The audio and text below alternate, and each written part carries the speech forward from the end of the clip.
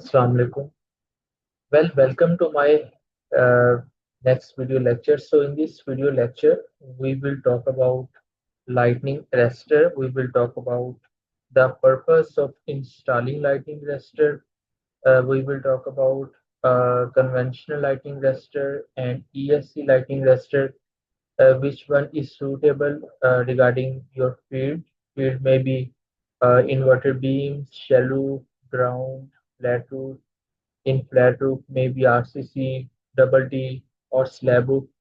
तो हम lightning arrester को इंस्टॉल करते हैं। So we install lightning arrester to protect our field our buildings against lightning strikes. तो जो बादलों की तरफ से जो लाइटनिंग स्ट्राइक होती है, जो आयनाइजेशन मेथड होता है, इलेक्ट्रिकल डिस्चार्ज आता है क्लाउड्स की तरफ से, तो जो हमारा लाइटिंग अरेस्टर है बेसिकली वो प्रोटेक्शन प्रोवाइड करता है। अब डिपेंड करता है लाइटिंग अरेस्टर हाइट पे डिपेंड करता है कि अब ये जो सामने आप देख रहे हैं ये लीवा कंपनी है। लीवा भी होता है, कॉन्ट्रा 60 भी होता है। तो ये जो लाइटिंग अरेस्टर होता है ये अपनी हाइट पे डिपेंड करता है, ये अपने रेडियस ऑफ प्रोटेक्शन पे डिपेंड करता है। फिर ये लेवल वाइज कैटेगराइज होता है। जो लेवल 1 प्रोटेक्शन होता है वो जो हाई रिस्क ऑफ प्रोटेक्शन जिन एरियाज में होती है वहाँ हम लाइटिंग रेस्टर यूज करते हैं, ESC lightning arrester, early streamer emission. ठीक है, और वो लेवल 1 करते हैं। लेवल 1 हम यूज करते हैं हॉस्पिटल्स में, डाटा सेंटर्स में, या वो बिल्डिंग्स जो हमारी काफ़ी सेंसिटिव होती है, like hospitals, data centres and much more. और फिर हम कन्वेंशनल भी यूज कर रहे होते हैं। कन्वेंशनल के जो रेडियस होता है वो सिंपल एक कॉपर लाइटिंग रेस्टर जिसको हम कहते हैं, उसका radial distance around 19 metre, 20 metre, 21 metre तक होता है। लेकिन जो ईएससी लाइटिंग रेस्टर है, अर्ली स्ट्रीमर एमिशन, इसका जो रेडियस ऑफ प्रोटेक्शन है वो हंड्रेड्स में होता है। लाइक हम, अच्छा ये हाइट डिपेंडेंट भी होता है। जैसे जैसे हम हाइट को इंक्रीज करते हैं उसका जो इम्पैक्ट क्या आता है कि हम अपना जो हमारा रेडियस ऑफ प्रोटेक्शन है वो बढ़ता है। तो like I am giving an example about a company named Contra 60. So this one is the company Orbital. Orbital एक कंपनी है जिसकी प्रोडक्ट है Contra 60। सो बेसिकली यहाँ 60 से मुराद एडवांस टाइम है, डेल्टा टी। एडवांस टाइम वो टाइम है कि जिसमें उसने इस टाइम में एक लाइटनिंग अरेस्टर ने रिस्पॉन्स देना है। मतलब अगर कोई लाइटनिंग स्ट्राइक आती है तो जो ईएससी लाइटनिंग अरेस्टर है वो विद इन 60 माइक्रोसेकेंड्स एक कंडक्टिव पाथ प्रोवाइड करेगा। तो lightning arrester will provide a conductive path, और in other words we can say low resistive path. तो एक ग्राउंड पाथ प्रोवाइड करेगा। यही वजह है कि कोई भी कॉपर लाइटनिंग रजिस्टर हो या ईएससी लाइटनिंग रजिस्टर हो तो हम एक अर्थ बोर उसको प्रोवाइड करते हैं, ताकि एक कंडक्टिव पाथ प्रोवाइड करते हैं, एक लो रेजिस्टिव पाथ प्रोवाइड करते हैं, जो कि लाइटनिंग स्ट्राइक जैसे आती है तो वो उसको सेफेस्ट पाथ देता है और हम अपने जो सिस्टम है उसको बचा लेते हैं। वो हमारे पैनल्स हैं, इन्वर्टर्स हैं, बिल्डिंग है, फील्ड है, उस एरिया को बचा लेते हैं। तो कॉन्ट्रास्ट 60 में आप देखें तो जो मेन इसमें समझने वाली चीज़ है वो है type of terminal. Obviously electro atmospheric होती है। मैक्सिमम करंट जो ये विथस्टैंड कर सकता है, विथस्टैंड मतलब कि मैक्सिमम करंट जो ये बेयर कर सकता है वो 200 किलो एम्पियर तक कर सकता है। और इसका जो एडवांस टाइम है वो 60 माइक्रो सेकेंड्स का है। अब जो मैं बात अभी आपसे कर रहा था कि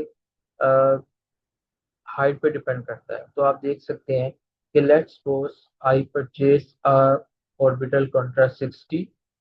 so for level 4, so at 2 meter height contra 60 will provide the protection radius 43 metre. तो जैसे जैसे मैं अपनी हाइट को बढ़ाता हूँ, लेट्स सपोज मैं अपने जो पोल की हाइट है, मेरे ये जो पोल है इसकी हाइट को मैं 4 मीटर तक लेके जाता हूँ, तो इसका जो रेडियस ऑफ प्रोटेक्शन है वो लेवल 4 में अप टू 85 मीटर्स तक जाएगा। तो अगर मेरे पास कोई ऐसी फील्ड है जो काफ़ी सेंसिटिव है, लाइक डाटा सेंटर्स है, हॉस्पिटल्स है, और मैं लेवल 1 यूज कर रहा हूँ, तो इवन आप देख सकते हैं कि हाइट 2 से जब मैं 4 मीटर तक जाऊंगा तो जो रेडियस ऑफ प्रोटेक्शन है वो 31 से जंप करके 63 मीटर की एक कवरेज एरिया प्रोवाइड करेगा, जिसमें कोई लाइटिंग स्ट्राइक आती है तो ये अपनी तरफ कैप्चर करेगा, और एक हाई कंडक्टिव पाथ और लो रेजिस्टिव पाथ देगा जो कि लाइटिंग स्ट्राइक ग्राउंड तक जाएगी। और इसमें जो हम केबल यूज कर रहे होते हैं वो बेसिकली बेयर कंडक्टर यूज कर रहे होते हैं। उसकी वजह ये होती है कि इंसुलेशन की एक अपनी भी विथस्टैंड कैरेक्टरिस्टिक होती है, एट्रीब्यूट होता है, तो बेयर कंडक्टर में जो एम्पेसिटी होती है वो ज़्यादा हो जाती है। तो यही वजह है कि हम last month bare conductor use कर रहे होते हैं। और इसको भी हम जिस पाइप में लेके जाते हैं वो याद है, वो पीपीआरसी पाइप नहीं होता बल्कि जीआई पाइप होता है। GI pipe obviously iron is also a conductor of electricity. तो हम जीआई पाइप, अगर हम पीपीआरसी का पाइप लेके जाएंगे तो हो सकता है वो बहुत हद तक करंट को रेजिस्ट करे। तो बेहतर तो ये कि आप बेयर कंडक्टर ले जाएं, या फिर आप इसको जो जीआई पाइप है उसमें लेके जा सकते हैं। तो अगर मैं अपनी हाइट 10 मीटर तक करता हूँ तो जो कॉन्ट्रास्ट 60 है जिसका एडवांस टाइम 60 माइक्रो है, वो लेवल 4 पे मुझे 109 मीटर का जो कवरेज एरिया उसमें प्रोटेक्शन प्रोवाइड करेगा अगेंस्ट लाइटनिंग साइड। तो this is all for lightning arrester. Lightning arrester की मैंने अगेन बताऊंगा, ये था अर्ली स्ट्रीमर एमिशन। और जो कॉन्ट्रास्ट 60 होता है उसमें स्पाइक्स होती है, लाइक 3 स्पाइक्स है, 5 स्पाइक्स है। बेसिकली स्पाइक्स चार्ज डेंसिटी को रिप्रेजेंट कर रही है। तो उसका जो रेडियस ऑफ प्रोटेक्शन है वो कम होता है, अराउंड 19 मीटर, 20 मीटर, 23 मीटर। और ये कॉस्ट में भी काफ़ी एक्सपेंसिव होता है। ऑब्वियसली अगर हमने अपने सिस्टम को सिक्योर करना है और बजाय मल्टीपल कन्वेंशनल लाइटिंग रेस्टर्स यूज करने के और मल्टीपल अर्थ बोर्ड यूज करने के, हम फिर ईएससी लाइटिंग रेस्टर की तरफ मूव करते हैं। Thanks for watching the video lecture. So this video is particularly for solar systems, for electrical systems. So अभी तक अगर आपने चैनल सब्सक्राइब नहीं किया तो आप लाजमी करें, क्योंकि मैं डिज़ाइन सॉफ्टवेयर के साथ साथ जो थ्योरेटिकल नॉलेज और जो फील्ड में सिस्टम कैसे इंस्टॉल हो रहे हैं उसकी तरफ भी मूव कर रहा हूँ।